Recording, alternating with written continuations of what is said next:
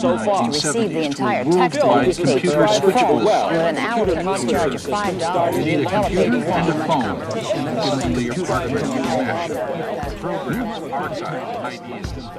As the internet continued to grow in the mid to late 1990s, it would come to transform society on a global scale. The biggest change came in the form of instant communication.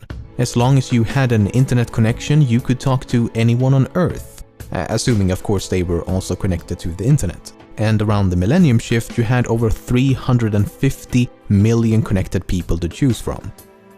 The thing is, the internet was not designed with things like anonymity and privacy in mind, so everything you do and say online can, and in many cases will, be tracked, recorded and traceable back to you. Some people are very concerned about their privacy, and in the mid-1990s, one such group of people was the United States federal government. A team of computer scientists and mathematicians working for a branch of the US Navy known as the Naval Research Laboratory, abbreviated as NRL, began development of a new technology known as onion routing. Onion routing would allow for anonymous bidirectional communication, where the source and destination cannot be determined by a midpoint. This is accomplished by creating something known as an overlay network. An overlay network is simply a network that is built on top of another network, in this case the internet. So instead of using the normal unencrypted internet, also known as the surface web, your traffic goes through an overlay network. Now, there are many different types of overlay networks, but a network using onion routing technology would be classified as a darknet. A darknet can only be accessed via specific software and/or authorization. In case that was hard to follow, all you need to know is that people working for the US government created a system which will allow for anonymous communication over the internet. However, the people over at NRL soon realized a major limitation. The United States government can't simply run an anonymity system for everybody and then use it themselves only, because then every time a connection came from it, people would say, oh, it's another CIA agent looking at my website, if those are the only people using the network. So you need to have other people using the network so that they blend together. So what he's saying is that for the network to be truly anonymous, it has to be available to everyone and not just the US government. So the NRL was forced to release their onion routing technology to the public. The technology was eventually released under an open source license and became Tor. Tor stands for the Onion Router and is the software you need to download to be able to access this network of onion routers. Today, millions of people across the globe use Tor for a multitude of purposes, everything from innocent daily browsing to criminal activities. And while it is the most popular, Tor is but one amongst numerous darknets. Together, they all make up the dark web. Subsequently, the dark web forms a small part of the deep web. The deep web is everything on the web that cannot be indexed by search engines. It's nothing like the dark web, as most of us use the deep web all the time. If you visit this link, you will find an unlisted YouTube video on my channel.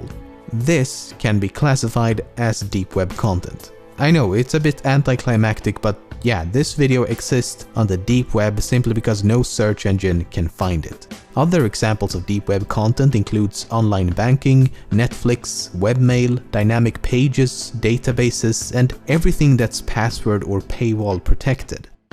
As you can imagine, the deep web has a lot more content than the surface web. How much more? Well, we don't know, because by its very nature it's near impossible to determine. A paper from 2001 estimated that the deep web is 500 times the size of the surface web. But then again, that estimation is over a decade old. All we can say for certain is that deep web content accounts for the vast majority of the content on the World Wide Web. So to summarize, the surface web is content that can be indexed by search engines. The deep web is content that cannot be indexed by search engines. And the dark web is a fraction of the deep web, consisting of numerous darknets which require specific software and/or authorization to access. Okay, we know what's on the surface web and we know what's on the deep web. But what do we find on the dark web, more specifically the darknet known as Tor?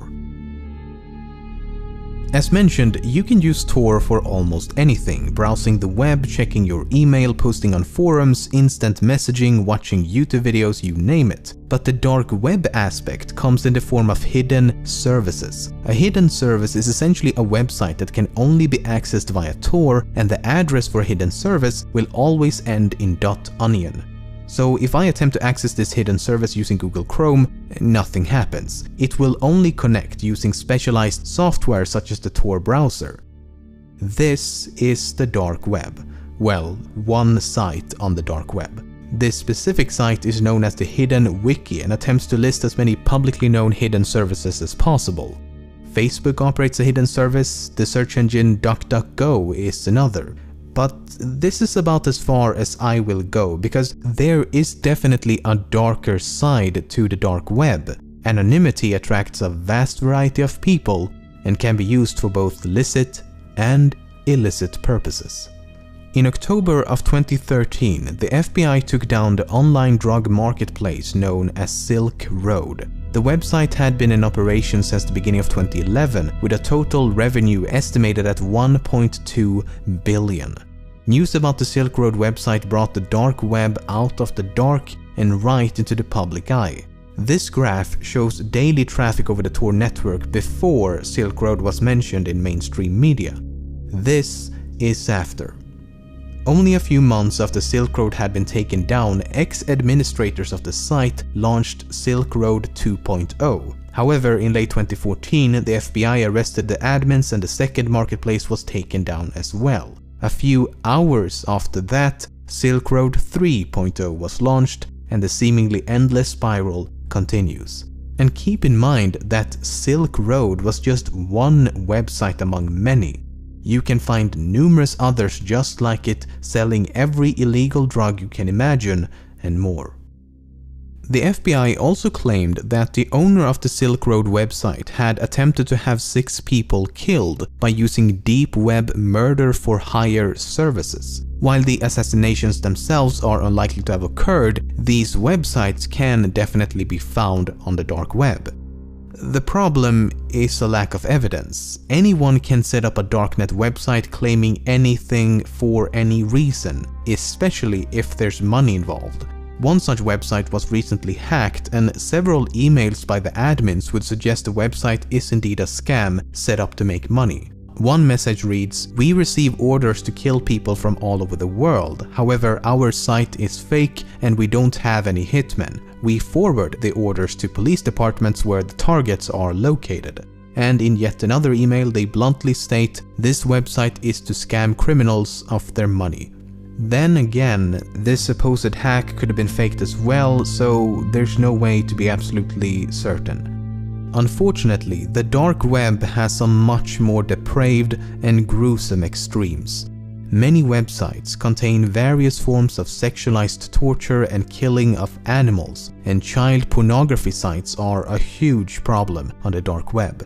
A site known as Lolita City, which has now been taken down, contained over 100 gigabytes of photos and videos and had around 15,000 members. Another website known as Playpen was taken down by the FBI in 2015, which may have been the largest child pornography site on the entire dark web, with over 200,000 members. There's somewhat of an urban legend known as Red Rooms. A Red Room is a live stream of a person being tortured and or murdered for the entertainment of others. Supposedly, the viewers may even interact by typing down instructions. Again, there's no evidence of this ever taking place, but the myth persists. Not too long ago, a .onion link appeared on various forums which would take you to a page claiming that a Red Room style livestream would shortly begin. The victims were supposedly captured ISIS terrorists, and the soon-to-be killers promised hours of torture. Though the first hour would be family friendly. You know, for all the kids staying up late to watch a person being brutally murdered live on the dark web. After much morbid anticipation, the livestream went live and viewers were greeted by a plate of bacon. Mainstream media would have you believe that the surface web is just a thin layer on top of an enormous criminal underground, but it couldn't be further from the truth, and it's no wonder, as they frequently confuse the dark web with the much larger deep web. A recent study from early 2016 found that out of 2,723 active .onion websites on the Tor network, 1,547 contained illicit content, so that's over half. This includes pornographic material, drugs, money laundering, cyber terrorism, contract killers, trading of firearms and weapons, etc. But only 3 to 6% of all Tor users actually use these hidden services, so only 3 to 6% use the dark web.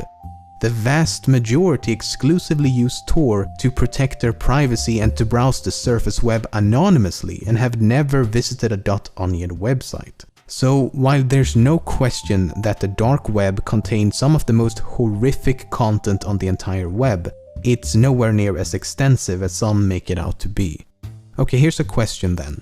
How do you prevent criminals from using these services while still allowing lawful citizens to protect their privacy? The answer is quite simple. You don't. You can't restrict something that is by its very nature meant to be unrestricted.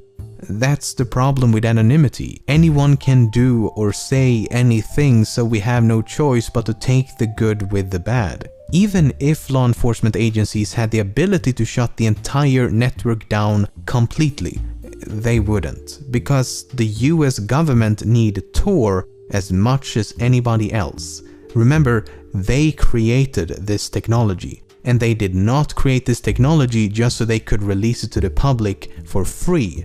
It was only released to the public as public usage is an essential part of what makes Tor anonymous. It takes us right back to this.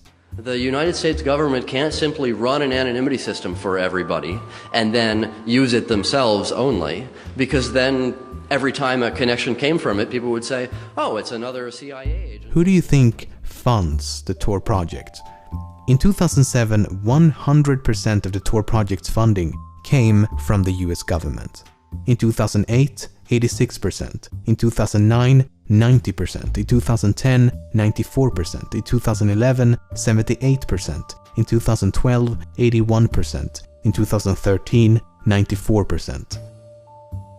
A government agent working undercover is as much in need of online anonymity as a terrorist, pedophile, or whistleblower. It's everyone or no one.